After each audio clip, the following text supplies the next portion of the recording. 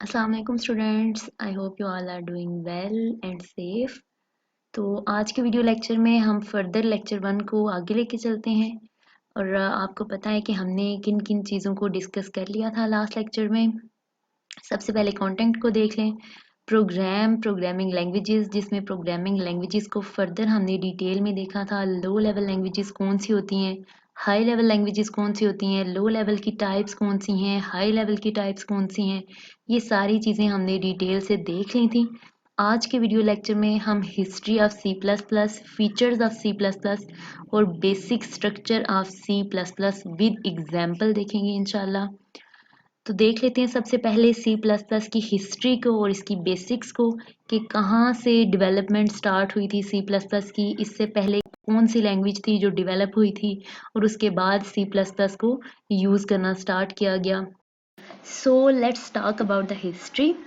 के Thompson created the B language in 1970। सबसे पहले के थॉमसन ने क्रिएट की थी language called B language in 1970। और उसके बाद जो बी लैंग्वेज थी यही बेसिस थी for the development of C language. ठीक है, जब सी लैंग्वेज डेवलप की गई थी तो उसके बैक पे बेसिस जो थी वो बी लैंग्वेज की ही यूज़ हो रही थी। C was designed to write system program under Unix operating system। Unix क्या है? एक ऑपरेटिंग सिस्टम की ही टाइप है और आपको पता है कि ऑपरेटिंग सिस्टम क्या है। जो हमारी C लैंग्वेज थी, इसको हमने जब डिज़ाइन किया था तो पर्पज़ इसके पीछे क्या था कि सिस्टम प्रोग्राम्स के बारे में जो कोडिंग करनी थी वो C लैंग्वेज के थ्रू हुआ करती थी। उसके बाद है Bjarne Stroustrup from Bell Labs started the development of C plus plus language in 1980। और उसके बाद फर्स्ट जो कमर्शियल रिलीज था, मीन्स ये कि एंड यूजर्स के लिए जो अवेलेबिलिटी थी सी प्लस प्लस की, वो फर्स्ट टाइम कब हुई थी? इन अक्टूबर 1985, जिसका नेम इन्होंने क्या रखा था सी प्लस प्लस लैंग्वेज का? C with classes. ठीक है, C plus plus was enhancement to C language. C plus plus क्या था?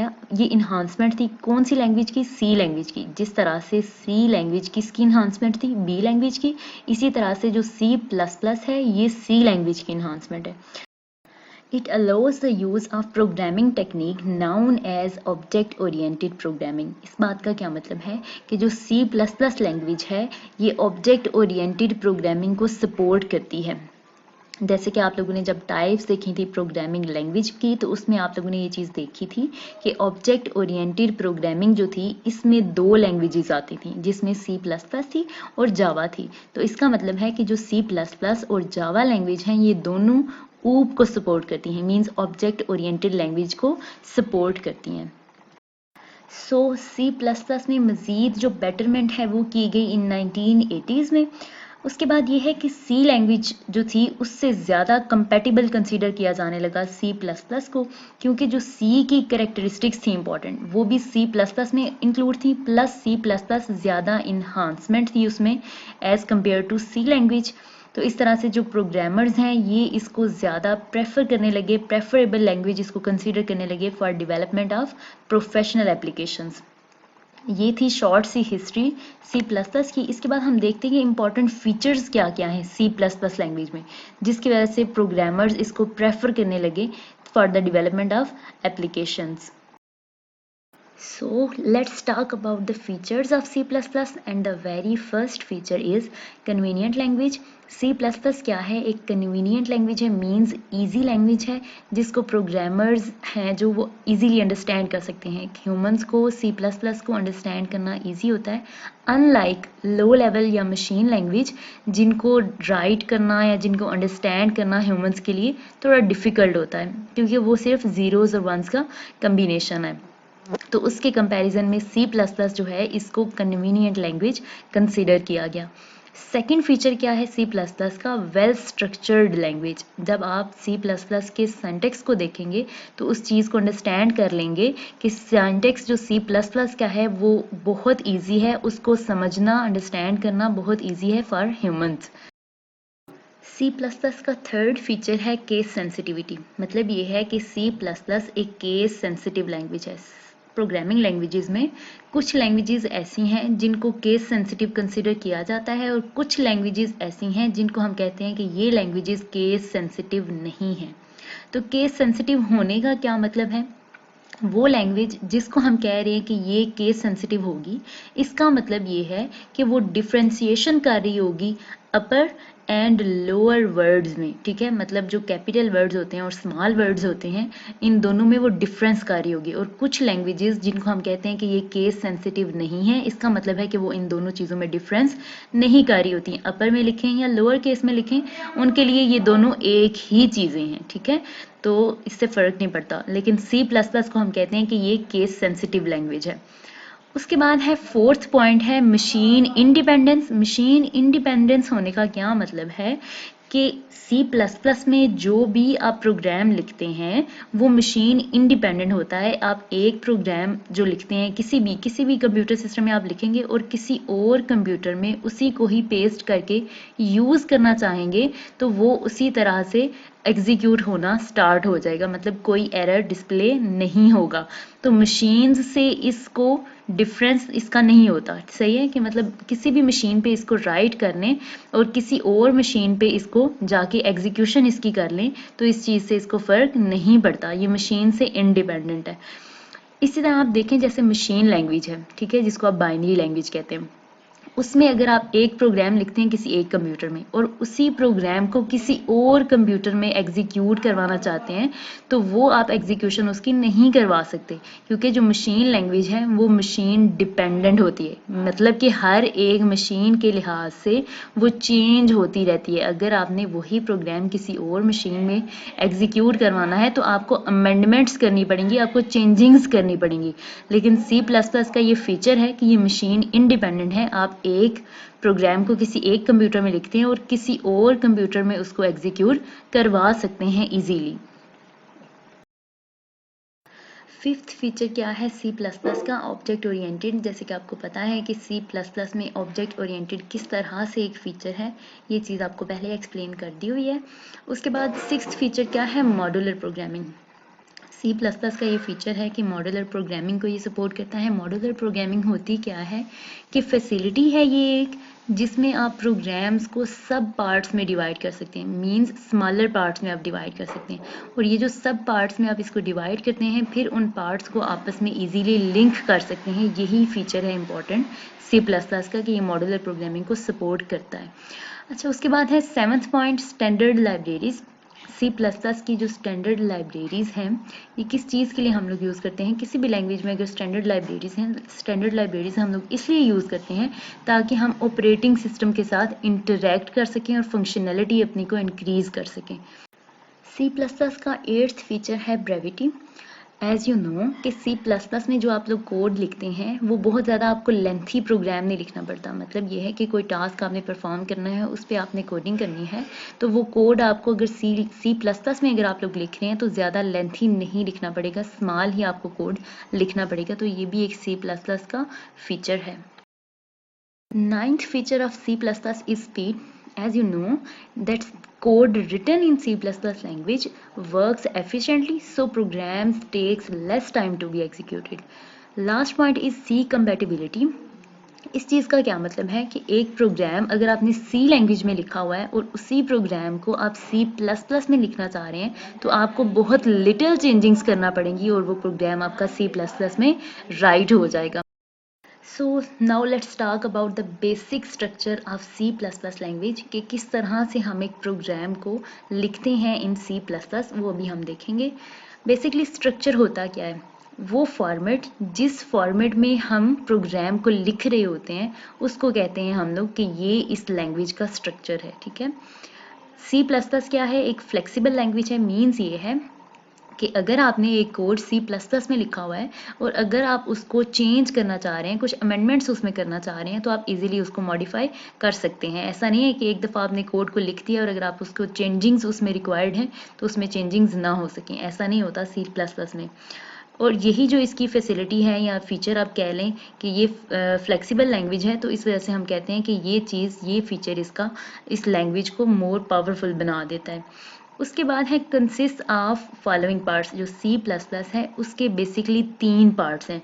चाहे आप बहुत स्मॉल से किसी प्रोग्राम की बात करें या लेंथी प्रोग्राम की बात कर लें, उसमें बेसिकली होते 3 ही पार्ट्स हैं।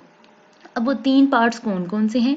Pre processor directive, second part है उसका मेन फंक्शन और थर्ड पार्ट है प्रोग्राम बॉडी। सबसे पहले आप प्रोग्राम जब C++ में लिखते हैं तो उसमें सबसे पहले आप प्री प्रोसेसर डायरेक्टिव्स को लिखते हैं, उसके बाद आप मेन फंक्शन लिखते हैं और मेन फंक्शन के बाद जो एक्चुअल एग्जीक्यूशन होती है वो स्टार्ट होती है कहाँ पे, प्रोग्राम बॉडी के अंदर, जहाँ पे एक्चुअल प्रोग्राम आपका जो एक्चुअल आपका कोड है वो स्टार्ट हो जाता है। C++ के स्ट्रक्चर में सबसे पहली जो चीज़ है वो प्री प्रोसेसर डायरेक्टिव है। तो इसको देख लेते हैं कि प्री प्रोसेसर डायरेक्टिव्स एक्चुअली होते क्या हैं। प्री प्रोसेसर डायरेक्टिव्स होती हैं इंस्ट्रक्शंस जो हम देते हैं कंपाइलर को before the execution of actual program. कुछ भी आप इंफॉर्मेशन जो कंपाइलर को आप इंस्ट्रक्ट करना चाह रहे हैं, बताना चाह रहे हैं कंपाइलर को, वो सारी जो इंफॉर्मेशन है वो कहलाती है pre processor directive. Pre processor directive का दूसरा नेम कंपाइलर डायरेक्टिव भी होता है। और इसके अलावा ये चीज़ कि preprocessor directives are processed by a program known as preprocessor. जो भी हमने प्री प्रोसेसर डायरेक्टिव्स लिखे हैं उनको प्रोसेस कौन करता है, उनको प्रोसेस करता है एक प्रोग्राम जिसका नेम है pre processor. Pre processor basically एक प्रोग्राम होता है। ये करता क्या है, डाटा को, जिस डाटा को एज अ इनपुट लेगा उस पे प्रोसेसिंग करेगा सो दैट के आउटपुट प्रोड्यूस की जा सके। उसके बाद है pre processor directive modifies C++ source program before compilation. Compile होने से पहले जो कोड है आपका सोर्स प्रोग्राम, उस सारे कोड को ही कहा जा रहा है जो आप लिख रहे हैं स्टार्ट से लेके एंड तक, उस सब को सोर्स प्रोग्राम ही कहा जाता है। तो कंपाइल होने से पहले जो आपका कोड है इसको मॉडिफाई कौन करता है, pre processor directive. Semicolon is not used at the end of pre processor directives. बाकी जो सारी स्टेटमेंट्स होंगी जिनको हम लोग मेन बॉडी के अंदर लिखेंगे उन सब के एंड पे हम ज़रूर सेमीकोलंस को इंसर्ट करेंगे, ठीक है। इसको टर्मिनेटर्स भी कहते हैं, स्टेटमेंट टर्मिनेटर भी इसी को कहते हैं, सेमीकोलंस को। लेकिन प्री प्रोसेसर डायरेक्टिव के लास्ट में हम लोग सेमीकोलंस को यूज़ नहीं करेंगे। इसको हमेशा आपने स्टार्ट करना है हैश सिंबल से। प्री प्रोसेसर डायरेक्टिव्स को हमेशा हैश सिंबल से ही आपने स्टार्ट करना है। एक या एक से ज़्यादा प्री प्रोसेसर डायरेक्टिव्स आप लिख सकते हैं according to the nature of your code. उसके बाद लास्ट पॉइंट क्या है, written at the start of the program. Preprocessor directive को हमेशा आपने प्रोग्राम के स्टार्ट में लिखना है। सो बात कर लेते हैं इंक्लूड प्री प्रोसेसर डायरेक्टिव की। इंक्लूड के अलावा भी कुछ प्री प्रोसेसर डायरेक्टिव्स होते हैं जैसे डिफाइन वगैरह वगैरह, लेकिन हम लोग basically include preprocessor directive पे ही वर्क करेंगे। अब देखते हैं कि इंक्लूड प्री प्रोसेसर डायरेक्टिव होता क्या है। इसको हम लिखते कैसे हैं, सिंटैक्स का देख लेते हैं। हैश से आपने स्टार्ट करना है। जैसे आपको पता है कि हर एक जो प्री प्रोसेसर डायरेक्टिव है उसको आपने स्टार्ट हैश सिंबल से ही करना है। तो सबसे पहले आपने हैश इंसर्ट किया, उसके बाद इंक्लूड लगाया और उसके बाद एंगल ब्रैकेट्स में आपने iostream.h लिख दिया। अब ये iostream.h क्या है देख लें। The above statement tells the compiler to include the file iostream.h in source program before compiling it। इसका मतलब क्या है कि जो कोड आपने सारा लिखा है इस कोड से पहले, इसकी कंपाइलेशन से पहले, इसको कंपाइल करने से पहले हमने डायरेक्ट किया है कंपाइलर को कि iostream.h की जो फाइल है उसको इंक्लूड कर लो अपने प्रोग्राम के अंदर। iostream का मतलब क्या है, इनपुट आउटपुट स्ट्रीम। मतलब ये है कि इस कोड में हमने इनपुट और आउटपुट का फंक्शन यूज़ किया है या इसमें से एक फंक्शन यूज़ किया है, तो उस फंक्शन की जो डेफिनेशंस हैं वो यहाँ पे मौजूद हैं। जो भी आप बिल्ट इन फंक्शन एक प्रोग्राम में यूज़ करते हैं मेन बॉडी के अंदर, उसकी डेफिनेशंस जो होती हैं वो लाइब्रेरी फंक्शंस में ही होती हैं।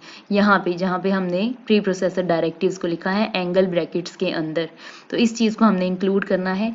iostream.h इस चीज़ को डायरेक्ट कर रहा है कि हमने इस कोड के अंदर सी इन और सी आउट को यूज़ किया है। तो ये चीज़ होती है कंपाइलर को डायरेक्ट करने के लिए।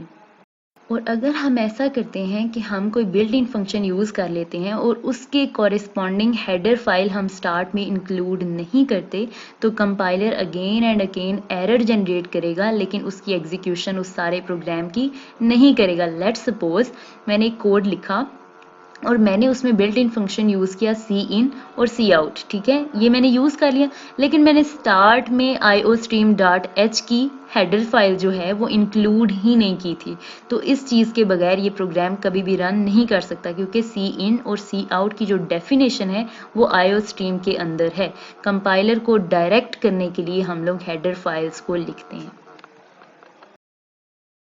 प्री प्रोसेसर डायरेक्टिव्स के बाद बात कर लेते हैं हेडर फाइल्स की। हेडर फाइल्स वो फाइल्स हैं जिनको आप एंगल ब्रैकेट्स में यूज़ करते हैं, एंगल ब्रैकेट्स के अंदर लिखते हैं, इंक्लूड के साथ इनको ऐड कर देते हैं। हेडर फाइल्स बेसिकली होती क्या है, ये कलेक्शन है स्टैंडर्ड लाइब्रेरी फंक्शंस का किसी भी टास्क को परफॉर्म करने के लिए। अब टास्क आपका कोई भी हो सकता है।